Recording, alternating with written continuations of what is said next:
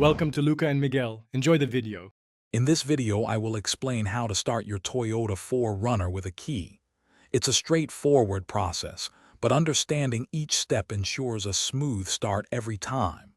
First, you will insert your key completely into the ignition. Then, confirm your vehicle's transmission is in either park or neutral. Next, turn the key clockwise to the on position, and then further to the start position. Understanding the key's positions is crucial for proper operation. The ACK position provides power to accessories such as the radio and power windows. Moving to on activates all the vehicle's electrical systems, preparing it for ignition.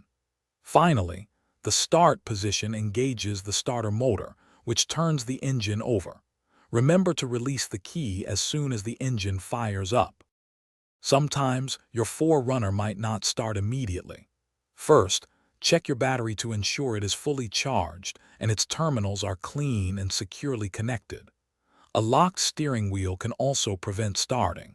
Gently wiggle the wheel while turning the key. Always confirm you are using the correct key. If you hear a rapid clicking sound, it often points to a weak battery or a starter issue. To ensure your 4Runner starts reliably for years to come, follow a few best practices.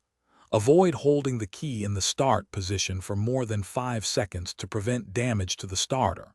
Regularly inspect your battery terminals for any signs of corrosion and keep them clean. Having a spare key is always a smart idea.